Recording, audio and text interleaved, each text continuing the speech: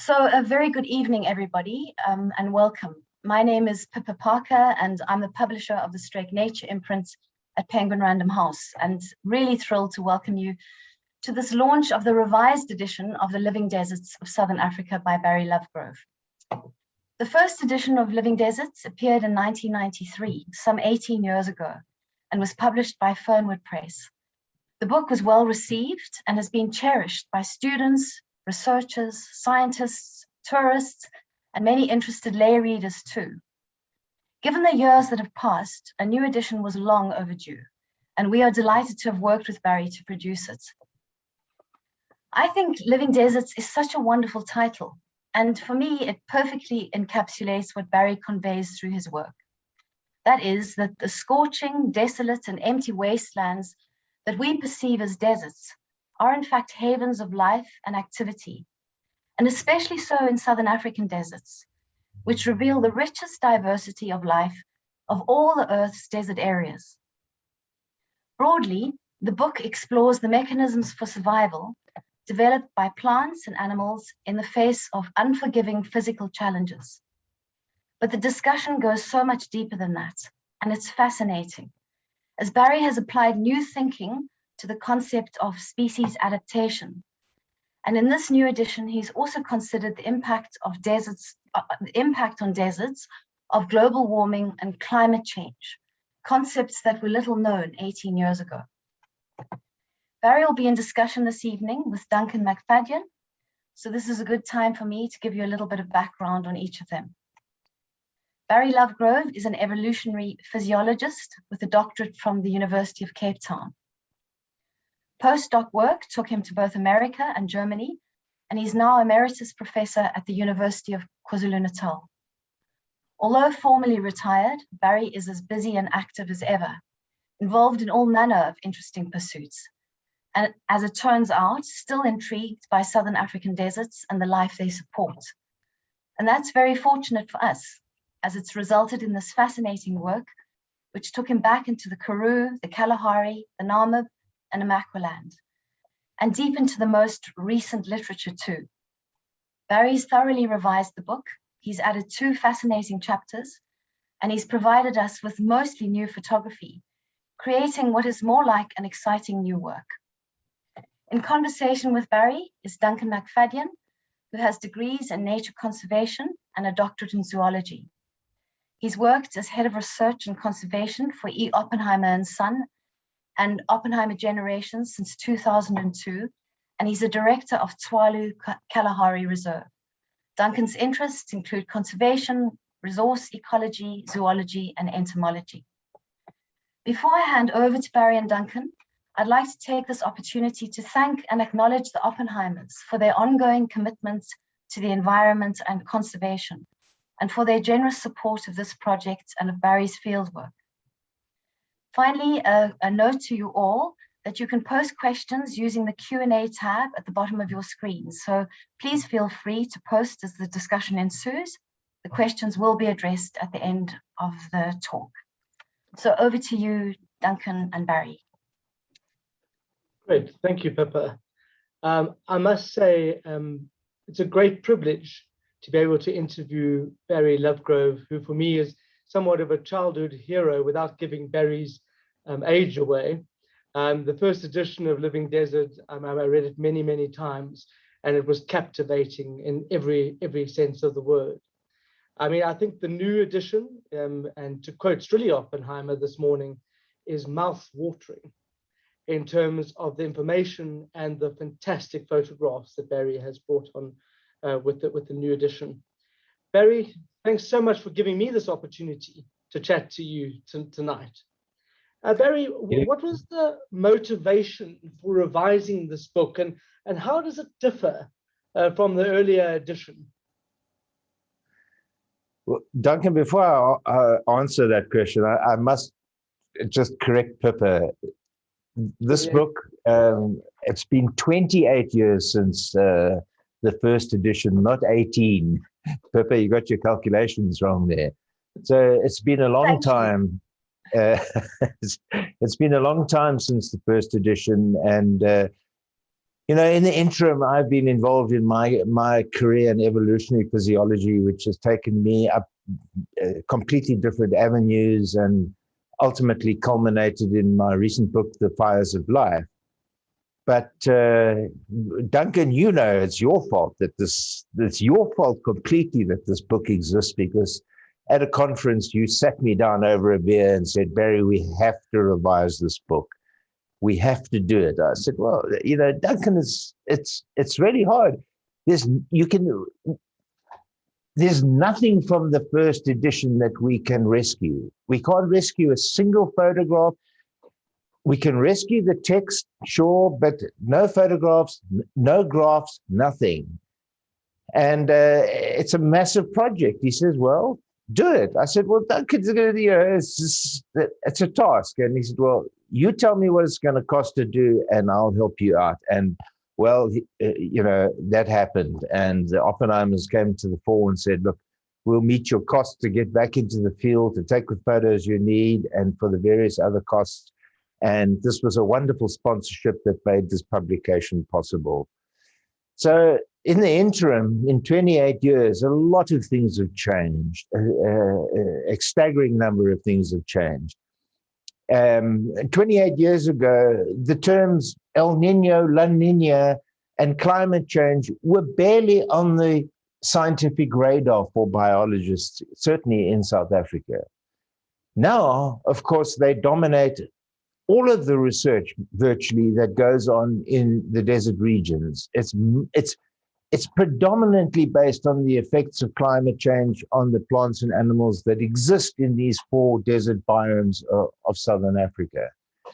So that was another reason why I thought it was essential to revise this book, is to bring it up to date and to bring everybody, not only the public, but academics, everybody up to date on how we think the changing climate of the world is going to affect these remarkable deserts that we have in Southern Africa. And I must say, too, that on my very first trip into Namibia, into the Namib and into the Kalahari, and I met so many people for whom the first edition of the Living Deserts of Southern Africa had become a complete Bible. It was their Bible. They used it to train guides. They used it in management. They used it in so many different fields. It humbled me to realize that in this time that I was absent from my interest in desert biology, doing my work in evolutionary physiology, this book had become a Bible. And so that really gave me a lot of incentive to dedicate the last, well, not the last, but 2 years of my life to writing this revision. You know, the first book took me 9 months to write. The revision took me 2 years to do. I mean, Barry, you've revised, you know, practically every chapter. All the visuals have been redone. I mean, what would you say the major differences, other than what you've mentioned, are with this book compared to the first edition? Well, the feedback that I got from the first edition is that it was too scientific. There were too many graphs. There were too many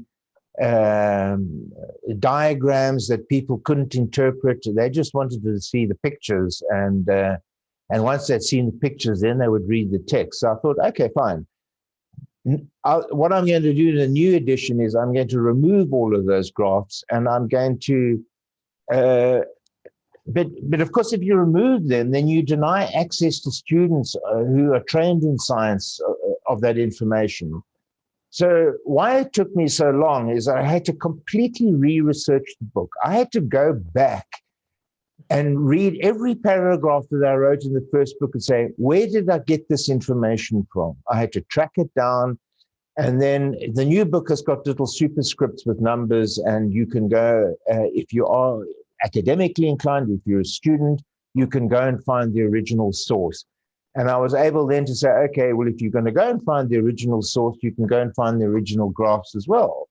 And that means I could take the graphs out of the book and make it more user-friendly. And I certainly hope that this new edition has achieved that goal. I think it absolutely has, in my opinion.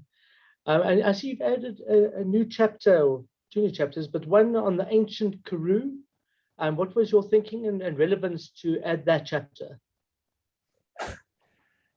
This is something, Duncan, this is very close to my heart. When I wrote Fires of Life, which is about the evolution of endothermy in birds and mammals, I came to realize what an extraordinary wealth of information that we have in terms of the fossils of the Karoo. What are often called mammal-like reptiles, but actually therapsids is a better name. And they tell the story of the evolution of mammals better than anywhere else on Earth, other than perhaps the Ural Mountains in Russia. But even there, the story is patchy. Our story is not patchy. It's a continuous story of 100 million years of evolution of how the mammals evolved, and it's right there in the Karoo. So how can I talk about the modern Karoo? How can I talk about what lives there at the moment without telling you that, hey, what you're standing on are fossils which are 250 million years old that tell you about the evolution of yourself, where you came from. I have a great interest in spending the next couple of years in trying to promote the paleotourism industry. And I thought one way to do so would be to include a chapter in the Living Desert that tells the story of the evolution of mammals during this remarkable period of the Permian and the Triassic, and the wealth of information that we have, but which has just never been popularized. The problem with science is that scientists don't tell stories about their work. Why should they? There's no incentive to do so. They have blinkers on and they focus on their own work, and that's it. Why? There's no incentive whatsoever to go and write a story about the evolution of these mammals in the Karoo. And it was my determination to at least start to spark this interest. And I have plans to develop that further later on. But that's what that chapter is about.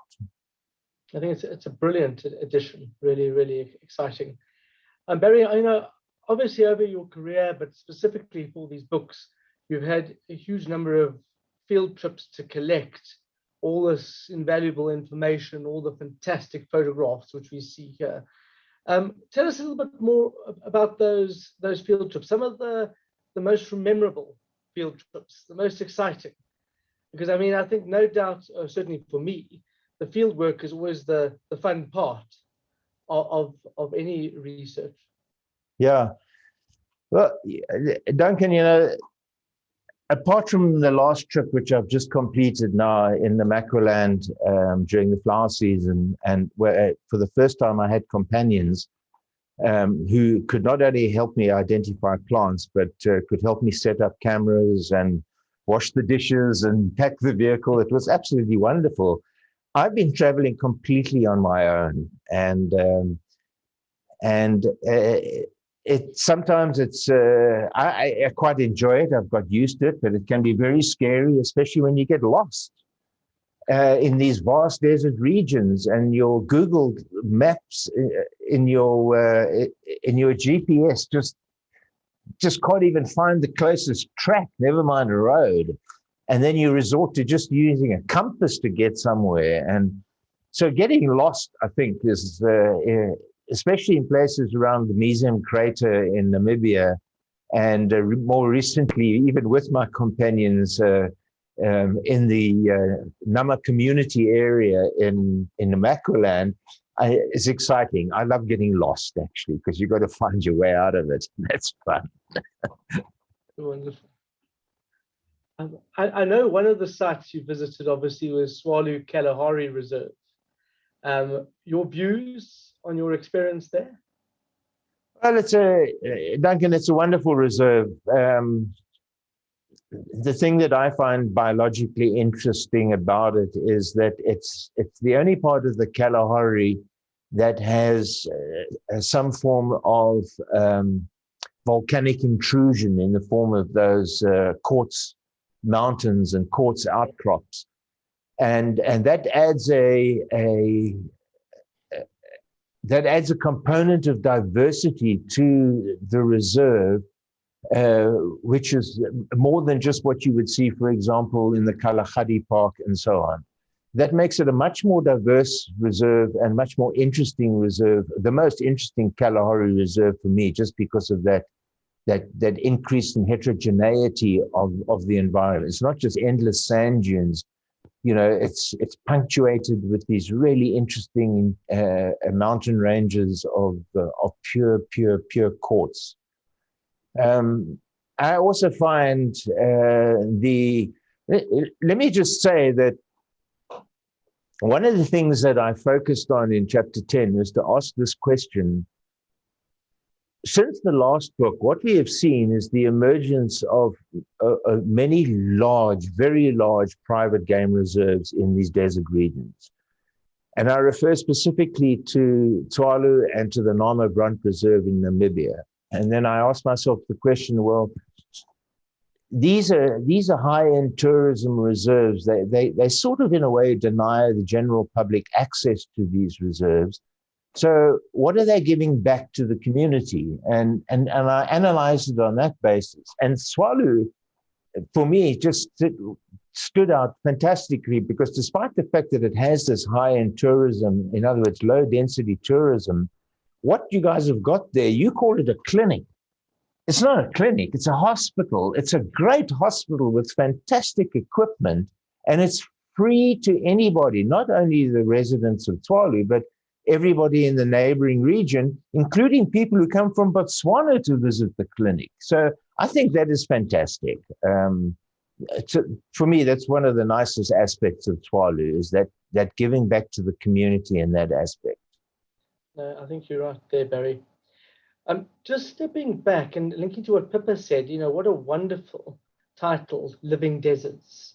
And I know, obviously, you came up with that 28 years ago, but I'm delighted that it's still here today.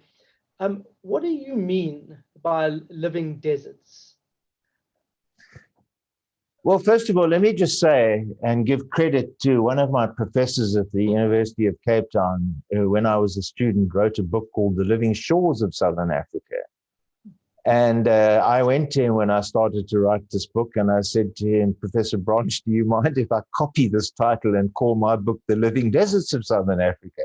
And he said, sure, go ahead. It's a great name, you know. And but of course, his shores are a lot more living than you would appear to see in our deserts. If you're not advised, or if you don't have the information, and you're looking at a sand dune, or you're looking at a gravel plain, and you think there's absolutely nothing there, because your mindset is where the lions, where the elephants, where the hyenas. Instead, you should be getting onto your knees and seeing what's on the ground, and that's where the interesting stuff is, or underground. So living deserts, really, I gave it that name because I'm a physiologist, and I trained initially as a physiologist, a mechanistic physiologist, which means I studied how animals work in their environment, how they are adapted to the environment. Later, I became an evolutionary physiologist, which asked questions such as, why are there differences in the way animals respond to heat and water, but not only in deserts across the world? But nevertheless, as a physiologist, you cannot help being fascinated by deserts, because it's such a tough environment for an animal or a plant to live in. The shortage of water, the intense heat, the intense cold, the wind, and trying to figure out how these animals lived in it, you just get naturally attracted to the deserts. And then, especially when you start to understand what's living there, well, the name Living Deserts just becomes such an obvious title for the book. But I must say, I do thank Professor Branch for the seed that he sowed in allowing me to call that book The Living Deserts. It truly is wonderful, Barry. I mean, and you know, we've got great insights through your first edition into what deserts were like 28 years ago. Obviously, with redoing a lot of the field work, etc., how, in your opinion, have these deserts changed over the last 28 years? In what state are they in compared from then to now? Well, I have noticed differences in two of the desert biomes specifically. The one that concerns me the most is the one which is the most biologically interesting by far, and that is the succulent Karoo, which, of course, is that vast expanse of coastal desert which stretches from about Lambert's Bay all the way up to Lüderitz, a coastal desert. But what makes this desert, separates this desert from the others is that it is a winter rainfall desert. And this is a tragedy because climate change is affecting the winter rainfall pattern in southern Africa profoundly. It is shifting the westerly fronts which bring rain to the Western Cape and to these regions of southwestern Africa. It is shifting those westerlies down south because of global warming. And so the northern areas of the distribution of the winter rainfall, which would be specifically the Richtersveld and probably also the Sperrgebied, I've never been allowed to go into the Sperrgebied, so I can't make any comparison there because you're just not allowed to go in there. But certainly in the Richtersveld, I can tell you that there are dramatic changes going on in the Richtersveld. I cannot lie. And I have been informed that we are looking at species going extinct in terms of so many numbers per month at the moment. And this is because of the retraction of the winter rainfall. So certainly the desert that has changed the most is the succulent Karoo. The Nama Karoo is starting to look quite interesting. I think, I'm not sure yet, I think you're starting to see an increase in grassiness towards the eastern limits of the Nama Karoo. And that again is caused by in a way, the southward movement of the winter rainfall region, because it's driven by the same process, which is the expansion of the Hadley cell. But that allows easterly fronts to penetrate deeper into the interior of southern Africa and bring more rain to the Nama Karoo. But having said that, and these two deserts having noticeably a change in their vegetation, one must also consider the temperature. All of them are facing an increase in temperature. And it's very difficult at the moment to predict what's going to happen because, plants respond differently in the way that they take up the enhanced levels of CO2 in terms of their growth patterns. C3 grasses, for example, C3 plants respond differently to C4 grasses. And so you're starting to see changes in the dominance of these shrubs, trees versus grasses, which we're in the early stages of detecting that is going on. But I think at this stage, other than the succulent Karoo, it's a little bit too early to say what's going to really happen in the other deserts. I mean, part of that's quite depressing, thinking that certain species will go extinct, with every month. Barry, do you feel that species, I mean, plants, but maybe beetles and other fauna there will adapt to climate change? I suppose that takes a long time to happen. Yeah, if you look, I was chatting to Eugene Murray, who's an entomologist at Gobabeb Research Station in Namibia, and we were saying, all right, let's have a look and let's look at some of the phylogenies of some of the animals that are iconic in the desert region. So we took Rhoptropus, which is a diurnal gecko. You don't get diurnal geckos in the world except in this desert. Not that I know of anyway. So we ask ourselves the question, well, so this was a nocturnal gecko that became a diurnal gecko. When did it happen? And it happened at about the time that I think that the age of the Nama is pegged, which is around between 30 and 40 million years. So for 30 million years, this genus of diurnal gecko has existed in the desert, which makes these deserts ancient. Now, for changes to take place in the time spans that we're looking at now with current global climate change, there's absolutely no way that they can adapt physiologically morphologically, perhaps a bit behaviorally, but in essence, they're not going to be able to adapt in time. The only option is to migrate to a climate which is similar to the one in which they evolved, and that involves a southward migration or a migration up into a higher latitude. I mean, not a higher latitude, a higher altitude. And we're already seeing that in some plants in the desert are doing that. The iconic quiver tree seems to be doing that. But we haven't really mapped, that I know of, any marked movements yet of animals. That is how they're going to respond. They're going to move. If they can't move, if plants and animals can't move, they are going to go extinct. And this is one of the real problems with the succulent group, because it is dominated by this very large family of plants called the Azoaceae, the mesems. Mm-hmm. And these plants produce a seed which is dispersed by water. Now, this is a hassle because you've got a reduced amount of winter rainfall occurring in these regions, and yet they rely on water for dispersal. How far can they move? And how quickly can they move when they're reliant upon water for dispersal? It's a terrifying prospect for the mesems. You know, this is a family of something like 1,700 species of plant, most of which occur in the macroland and in the succulent crew, face this problem. I know in the book, obviously, there's quite rich flora represented there. And you gave a very interesting talk at one of the Oppenheimer conferences a few years back about poaching of plants and the risks that has. Did you witness any of that in your fieldwork?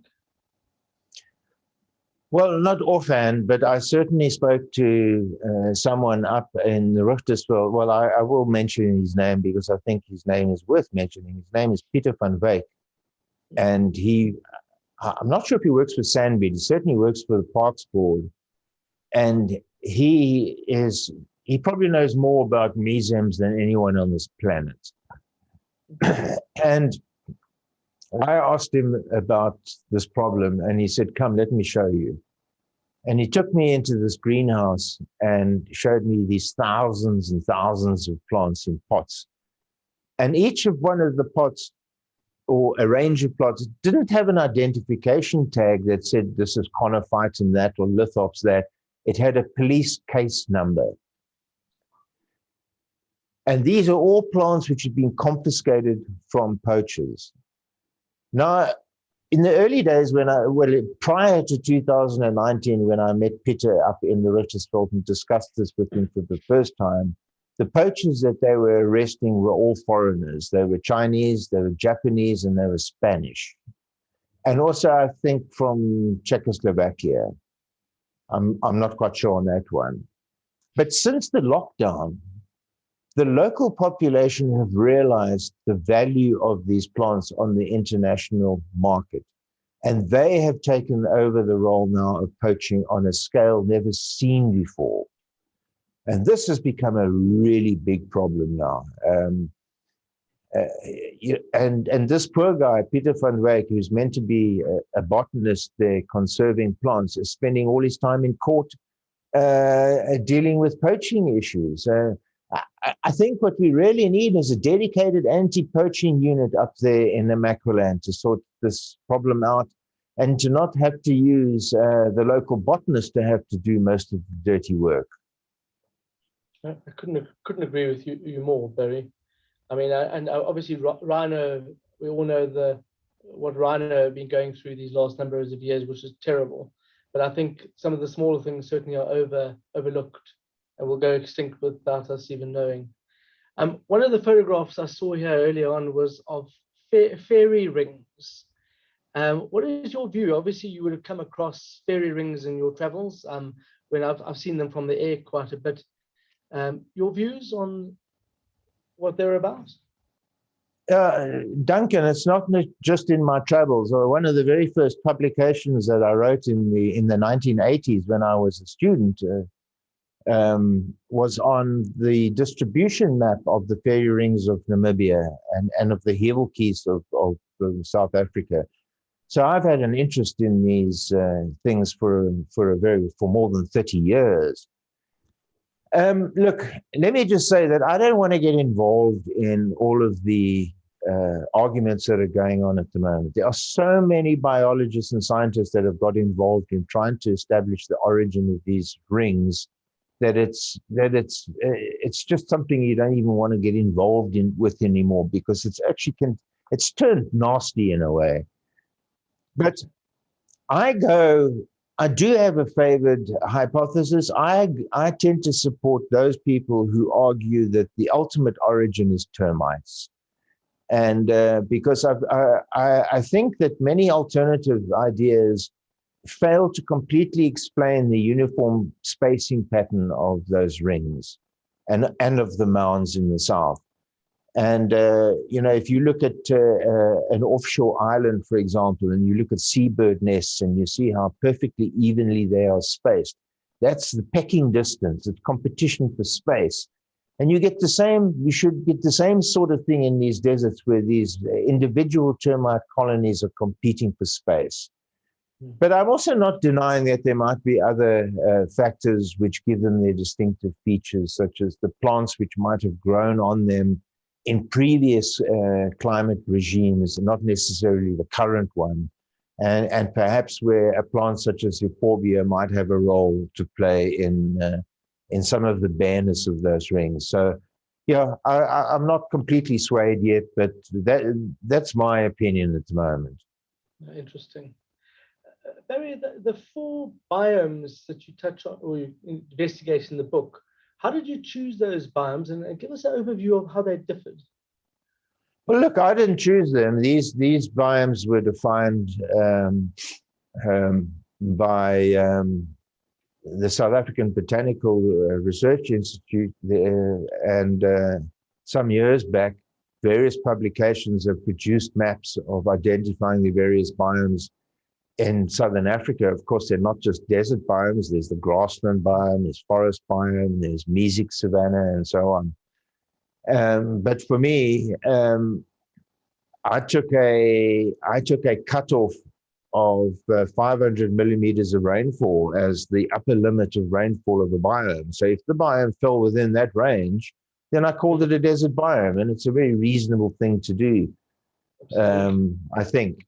Of course, within those different biomes, you get a massive range of rainfall, and you also get a massive range of the unpredictability of the rainfall as well. But I mean, if you go to Tswalu, for example, you know Tswalu very well. You're not going to deny that that's a desert, despite the fact that it had above average rainfall this year. It is a desert. And its upper limit of rainfall is pegged around 500. It's on the eastern limit of the arid savanna biome zone. Agreed. Barry, the role of private companies, like Oppenheimer Generations Research and Conservation, what role do you think they should be playing in terms of research? Duncan, I think for me, apart from the great pleasure of having worked with the team at Penguin on this book, the greatest pleasure I had in revising and writing this book was seeing how these private reserves have contributed to the research output on the arid zones compared to what went before them. And of course, the two reserves which stand out are the Tswalu Reserve and the Kuruman River Reserve. Now, the Kuruman River Reserve is a small reserve. It's only 3,500 hectares, but it is completely and utterly dedicated to research only. It's not open to the public. Whereas Tswalu, as I've said before, caters for high-end tourism, but they've been absolutely wonderful in the way that they've developed their research station and encouraged researchers to come and work side by side with this high-end tourism. There seems to be no conflict. It seems to work very well as far as I'm concerned. And between these two reserves, the research output is considerably greater than you see in any of the other desert reserves in Southern Africa, which are mostly state-controlled. So these private reserves are allowing researchers to do the work they've always wanted to do without too much red tape and bureaucratic hassles. And they've been helped, they've been facilitated, they've been given bursaries to students and so on. And I think it's absolutely wonderful. And I hope that they keep it up. Fantastic. Barry, so I mean, obviously there's not going to be a third edition of this book. If there were, I mean, obviously looking to the future, you've got great insights, as I said, into 28 years ago. You've got great insights into the deserts, the way they look today. Your predictions for the next 28 years, are we in trouble? Which I suspect we are. Well, certainly the winter rainfall region is in trouble. There's absolutely no doubt about that. If you look at reserves like Kuruman Reserve in Springbok, certainly within the boundaries of South Africa, that's going to be, and the Rutherford Transfrontier Park, those two regions have fairly good biologists who are able to measure the current trends that are going on. And I've got no doubt that in 28 years' time, you're going to see a dramatic reduction in species diversity in those zones. Of course, you must remember that when you have these perturbations, these climatic perturbations such as these, and it's not only driven by humans, you must, please appreciate that what we're seeing at the moment is not only caused by humans. We are stuck in an interglacial period, a warming period that should have gone down towards a glacial tens of thousands of years ago, and it hasn't. And the prediction is that it's going to stay like that for another 50 to 100,000 years. That is going to be a complete disaster, and that's got nothing to do with humans pumping greenhouse gases into the atmosphere. Of course, they're adding to the problem, but the underlying natural forcing process is there.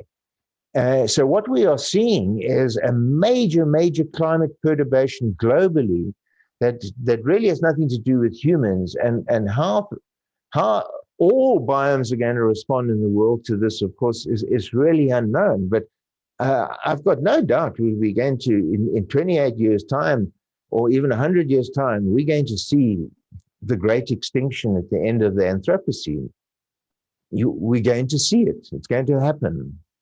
When you have major climate perturbations such as that, you have extinction events. But encouragingly, Duncan, if you live to 10,000 or 1 million years old, you'll see new species evolve to replace those that went extinct. I don't know if that makes you feel better. Very interesting, Barry. I mean, it's certainly sobering when I hear you say that. I think if we can go to, there's a number of questions coming through here. If you wouldn't mind, we go through to some of the questions from our listeners. Certainly.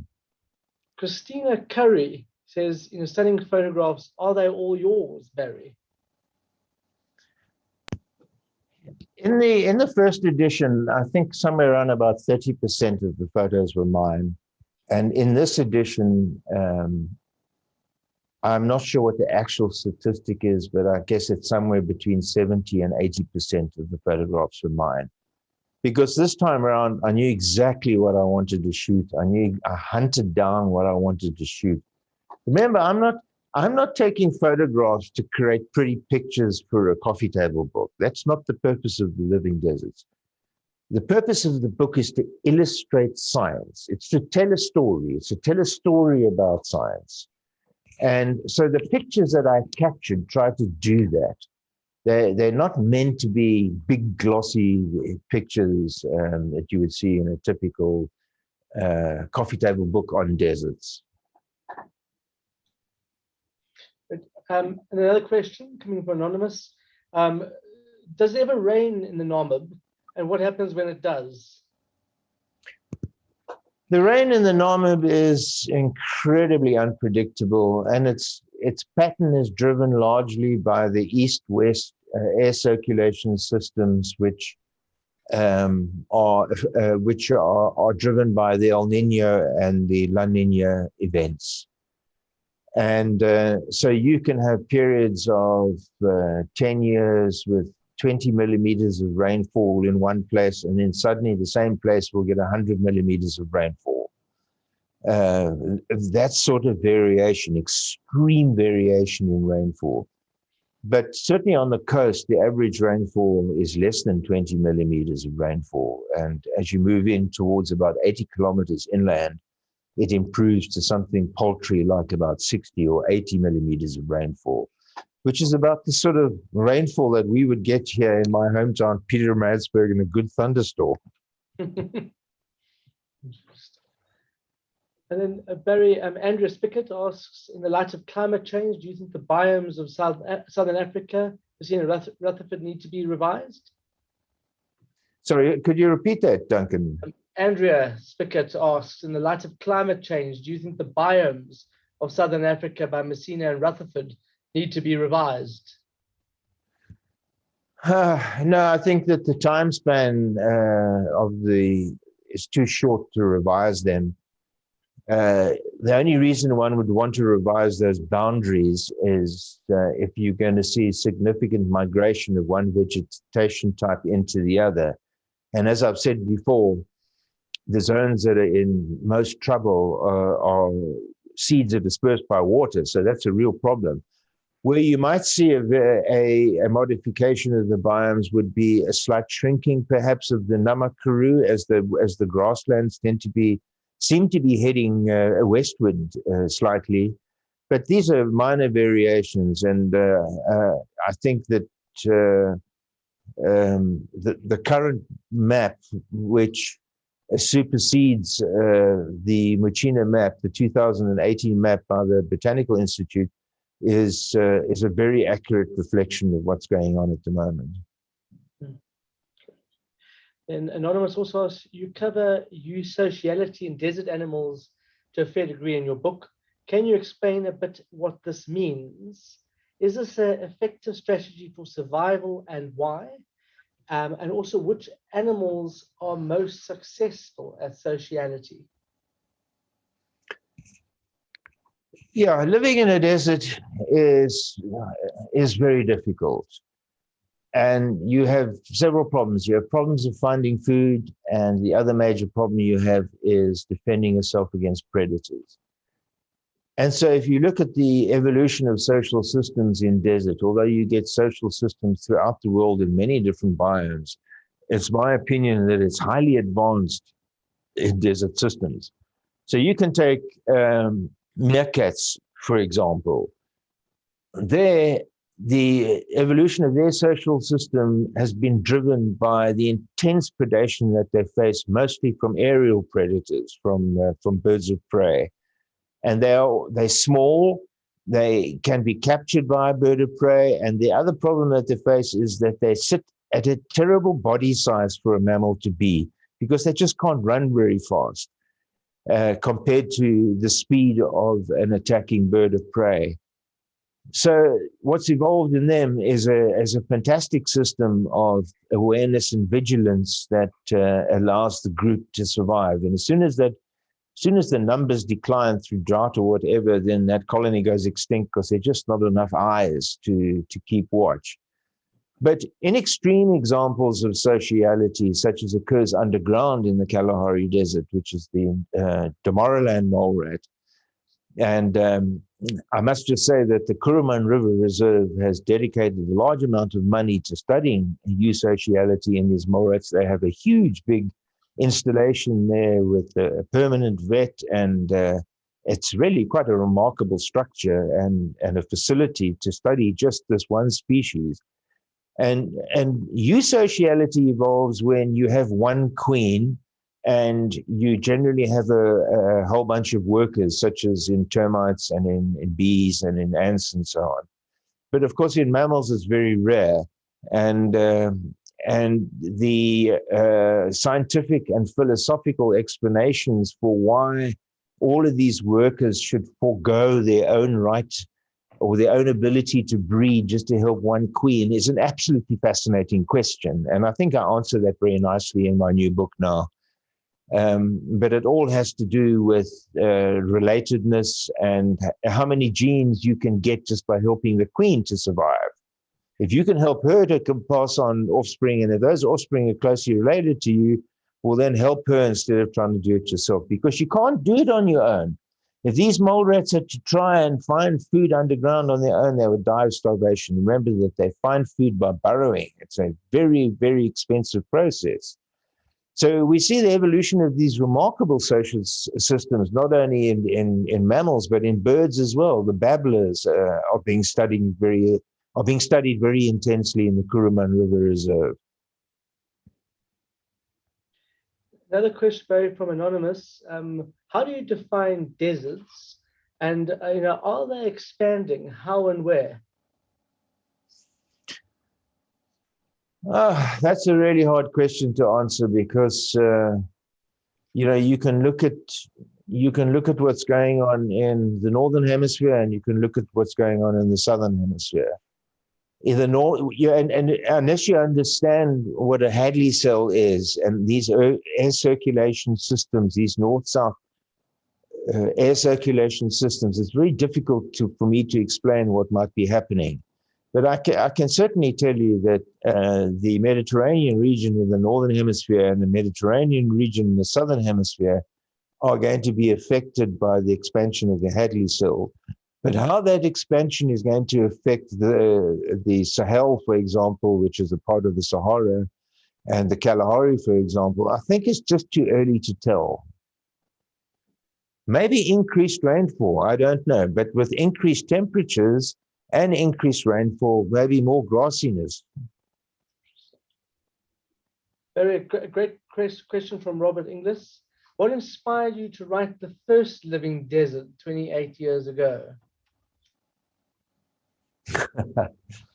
I don't think I had an inspiration. I wrote it out of sheer necessity. I came back from my postgraduate studies in Germany under false pretenses, and I was offered a job which never materialized because of the impending independence of the country and the whole mindset change in the funding, in the government funding bodies. And I found myself unemployed overnight. And I thought, well, you've got to make a decision. Either you're going to try and stay in science, or you've got to go and do what other people do, try and sell things to people they don't want to buy, And so I decided, I bought myself a 4x4. I literally climbed off the plane in Joburg, bought a 4x4 and just headed for the Namib to go and lick my wounds. And I offered my services as a guest lecturer at the University of Namibia.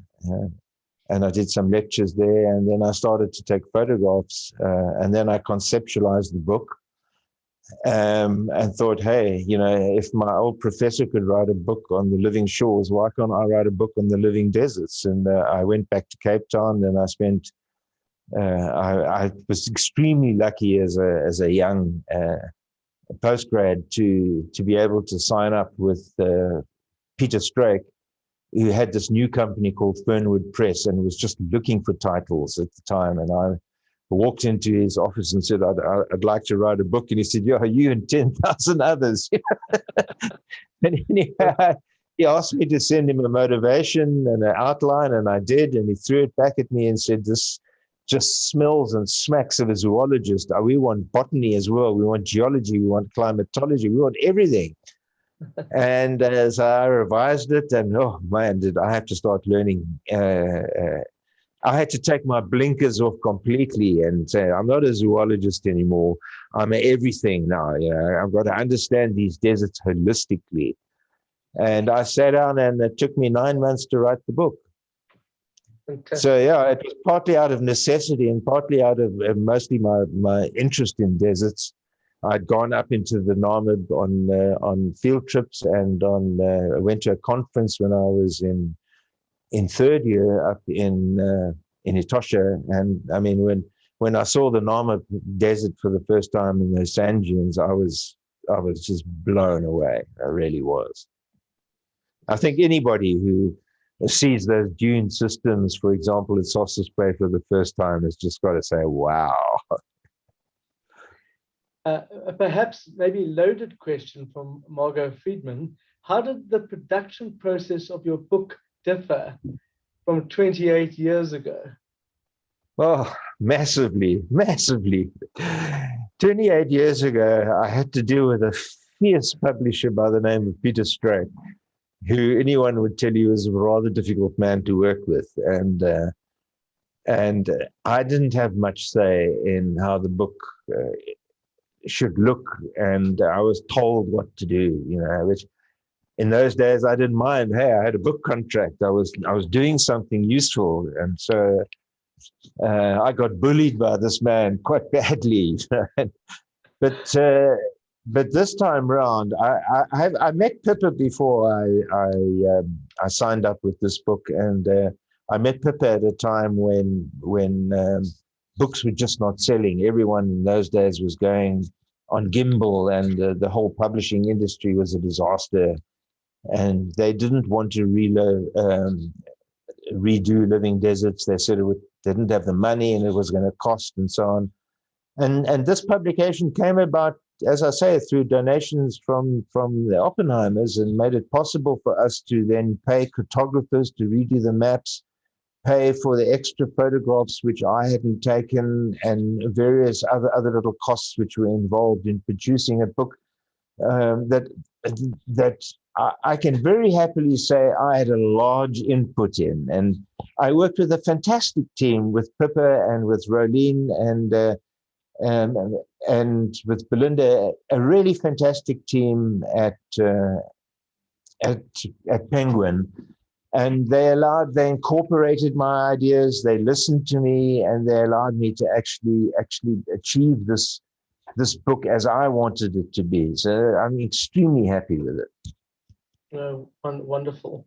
Barry, there's quite a number of other questions here. From Melanie Walker, is there anything we can do regarding the quiver tree population growing again, seeing that they've been annihilated by so many sources? The quiver tree population decline.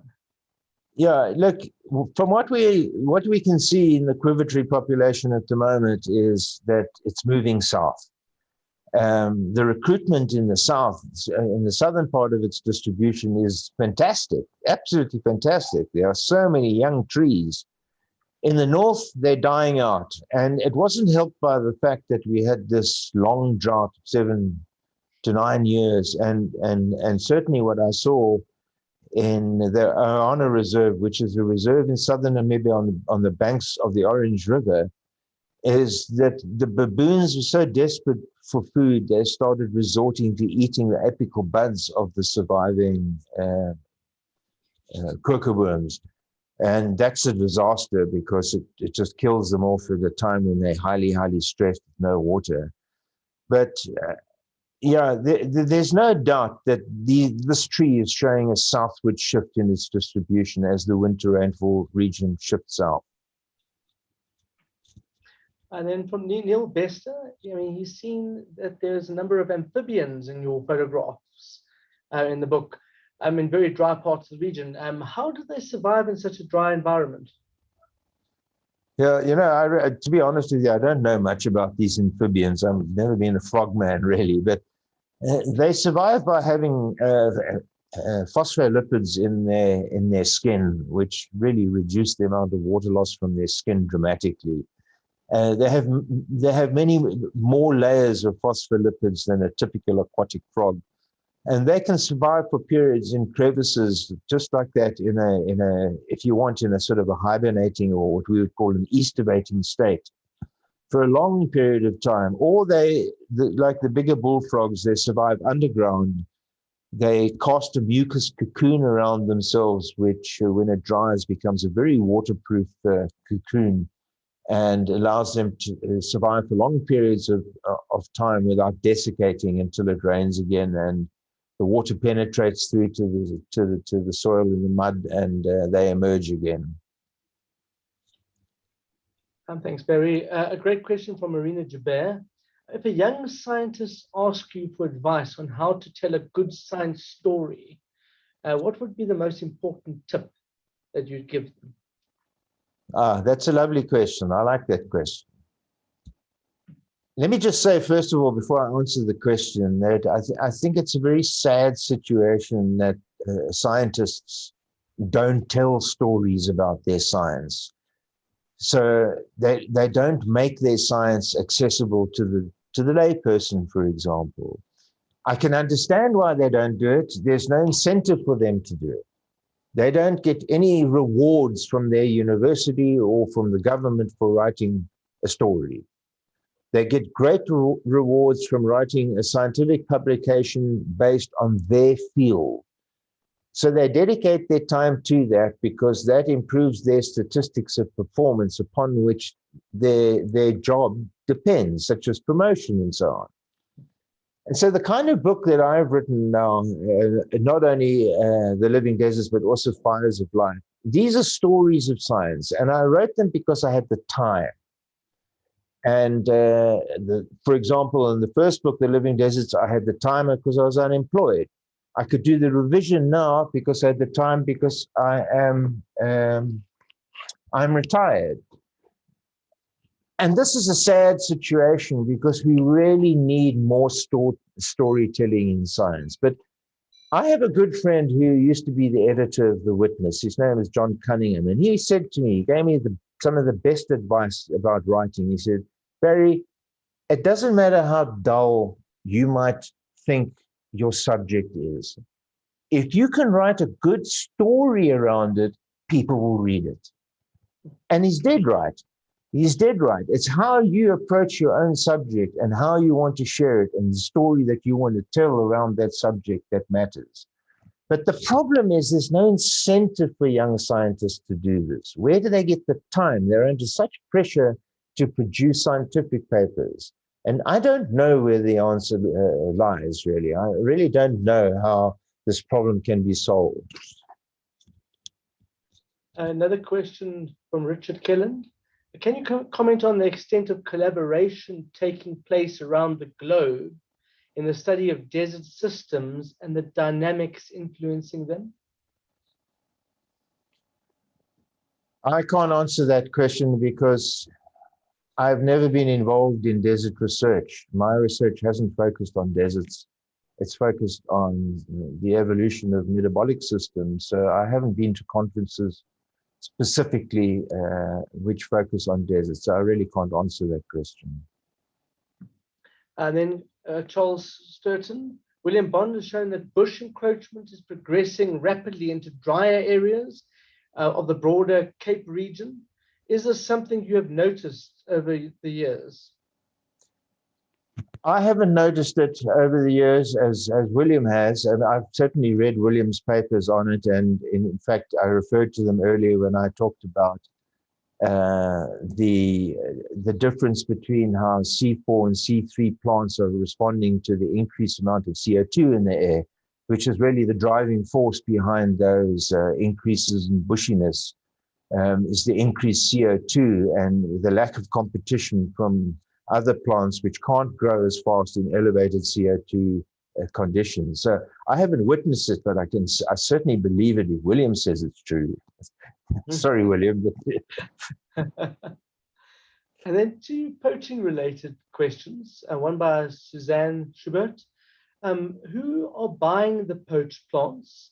And the second question from Stephen Hardcastle, or Stephen Hardcastle Farm.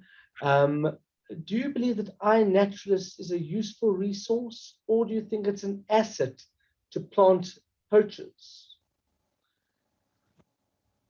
Okay, let me answer the first question.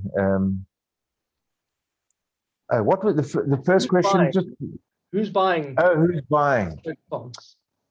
It's all being sold online. You just will not believe the price that a conophyton plant or a lithops plant, especially a rare species, achieves on the international market. It's just insane. It really is insane. And then the second question was? iNaturalist. Do you think it's a useful tool, or do you think they're used by poachers? I don't know much about iNaturalist, but what I can say is this, is the early poachers were professionals. They had the capacity to track down the GPS coordinates of new species which are being reported in scientific publications. For the most part, many publications, scientific publications, almost insist that you provide the exact locality where these plants were collected and described. And of course, that's a disaster, because then it makes this information available to those who know how to access the information. The general public doesn't know how to do that. They don't have access to these databases. I don't really know much about iNaturalist, but if it is a database that reports these coordinates, it certainly is exacerbating the problem. And then, Barry, one last question.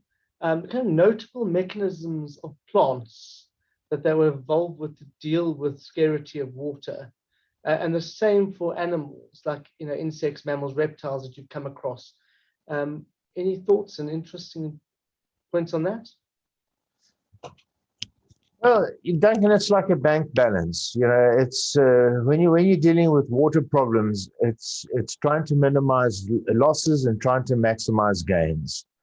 If your losses exceed your gains, you're going to steadily dehydrate and die. If your gains exceed your losses, well, then all very well, you can grow well and you can get rid of the excess. Not that that really happens in deserts, but it certainly happens in other biomes. So that's what the challenge is. It's about balance and finding ways to reduce water loss. This might be structures in the skin, it's respiratory adaptations, it's adaptations such as hibernating, where you reduce the metabolic rate and therefore the water exchange rate. It's migrating out of an area. There's so many responses that are involved just in the simple balance equation, losses versus gains. Right. And then just quickly, just put iNaturalist right. Gert Gertz says that iNaturalist hides the coordinates of threatened species, which I think is great. Oh yeah, well that's absolutely essential. Yeah. Barry, thank you so much. I mean, it's been absolutely fascinating chatting to you, and I've thoroughly enjoyed it, and even read both editions of your book, and I learned something new every time. So thank you so much. Well, thank you for giving us your time, Duncan. We really do appreciate it. Anytime, I'm always available for you. Okay, great. Okay, I just want to also echo what Duncan's just said, and thank you both for a very interesting discussion.